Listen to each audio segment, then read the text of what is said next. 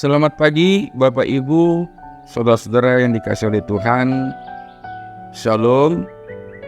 Kembali kita berjumpa pada edisi renungan yang kita cintai ini. Dan ada baiknya sebelum melakukan aktivitas kita pada satu hari ini, kita mendengarkan firman Tuhan. Dan sebelum kita mendengarkan firman Tuhan, ada baiknya kita terlebih dahulu berdoa. Mari Bapak Ibu, kita bersekutu dalam doa. Damai sejahtera yang dari Allah Bapa, yang melampaui segala akal, itulah yang memelihara hati dan pikiranmu di dalam Kristus Yesus Tuhan kita. Amin. Bapak Ibu saudara yang dikasihi oleh Tuhan, firman Tuhan bagi kita hari ini Kamis 26 Oktober 2023 dari Injil Matius 24 ayat 12 sampai dengan 13. Dan karena makin bertambahnya kedurhakaan, maka kasih kebanyakan orang akan menjadi dingin. Tetapi orang yang bertahan sampai pada kesudahannya akan selamat. Matius 24 ayat 12-1-20. Jadi alalam rarak naso ufum lam tungali nama haholongan niroha di jolma godangan alai nama nahan rodi ujung ido paluauna. Demikian firman Tuhan. Saudaraku yang terkasih dalam nama Yesus Kristus, jika kita ingin membuat teh atau kopi dingin, kita tetap harus memulai dengan menggunakan air mendidih agar teh dan kopi tersebut bisa larut dulu dalam air. Demikian pula dengan gula pasir. Dan setelah kita aduk, barulah kita bisa mengarahkannya kepada sajian dingin dengan menambahkan air ataupun es batu. Kecuali beberapa jenis minuman yang berbentuk bubuk yang memang dibuat praktis, cukup dengan menambahkan air dingin. Pembuatan teh dan kopi secara tradisional tetap memerlukan air mendidih. Semakin kita tambahkan air dingin dan es batu untuk bercampur dengan air mendidih, maka air pun akan semakin dingin. Kalaupun tidak ditambahkan es, maka dengan berjalannya waktu, maka tetap saja air mendidih itu kemudian akan menjadi dingin. Saudaraku, segala sesuatu yang dibiarkan atau ditambahkan unsur yang berlawanan dengan sifatnya pasti akan mengalami perubahan dari panas menjadi dingin misalnya.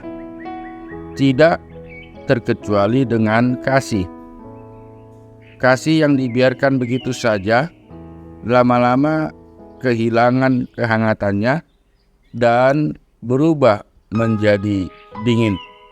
Demikian pula saat kasih tertimbun oleh sesuatu yang sifatnya berlawanan, maka lama-kelamaan kasih tersebut pun akan menguap dan menjadi dingin. Saudaraku, Tuhan Yesus mengatakan hal tersebut. Dan karena makin bertambahnya kedurhakaan, maka kasih kebanyakan orang akan menjadi dingin. Di sana dikatakan bahwa menjelang kesudahan dunia akan semakin banyak kedurhakaan. Kejahatan meraja di mana-mana, kesesatan tumbuh subur, dan berbagai hal itu akan mengakibatkan kasih kebanyakan orang menjadi dingin. Apa yang membuat kasih itu menjadi dingin? Karena ada kedurhakaan. Durhaka artinya ingkar terhadap perintah, baik terhadap perintah Tuhan, orang tua, atau orang-orang lainnya yang lebih tua dari kita, yang seharusnya kita hormati. Kedurhakaan menentang Tuhan jelas bentuk pembangkangan atau berlawanan dengan pribadi Tuhan sendiri yang adalah kasih itu sendiri. Saat yang berlawanan yang berkuasa, tidaklah heran kalau kasih menjadi tidak lagi hangat dan berubah menjadi dingin. Saudaraku, ternyata semakin lama kasih tampaknya semakin terbatas hanya pada slogan saja. Hanya disinggung dan dibicarakan, tetapi semakin jarang diaplikasikan dalam kehidupan secara nyata. Kita sering terbawa kebiasaan dalam dunia mengacu pada teori ekonomi semata yang berdasarkan prinsip untung rugi. Kalau mau membantu, kita melihat dahulu apa motivasi-motivasi lain dan bukan lagi didasarkan kepada kasih. Sehingga semakin lama dunia ini berjalan, semakin bertambahnya manusia, namun semakin pula keeksklusifan manusia itu terjadi. Manusia semakin individualisme. Oleh karena itu, saudaraku, kasih merupakan hal yang paling mendasar, paling utama, dan terutama dalam kehidupan orang percaya. Kita bisa menjadi orang pintar, terkaya, terhebat, dan sebagainya, tapi tanpa kasih, semuanya tidak akan berguna alias sia-sia belaka. Karena Yesus Kristus kita adalah kasih. Karena kasihnya, dia menjadi manusia dan kemudian dia mau mati untuk menebus dosa-dosa kita manusia dan juga memberikan pengajaran kepada kita manusia agar kita dapat bersatu dengannya dan juga dapat bersama-sama dengan Allah di hari-hari yang akan datang ketika Tuhan kita Yesus Kristus datang kedua kalinya ke dalam dunia ini. Mari kita berdoa. Terima kasih Tuhan atas berkat dan rahmat Tuhan yang senantiasa melimpah dalam kehidupan kami, pribadi lepas pribadi, dan juga terhadap keluarga kami, terhadap sesama kami, terhadap sahabat-sahabat kami.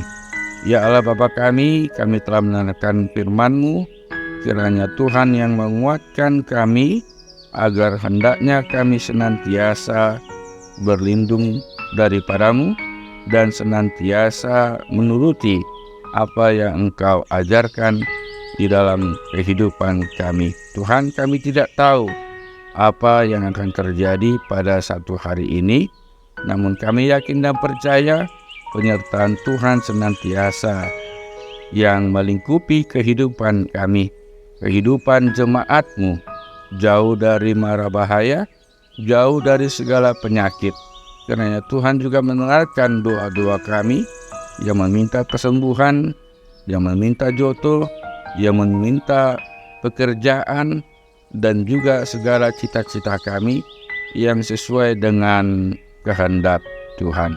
Segala kehidupan kami dalam satu hari ini kami serahkan hanya kepada tangan Tuhan. Dengarlah doa kami yang kami panjatkan hanya di dalam nama Yesus Kristus, Tuhan dan Juru Selamat kami yang hidup. Amin.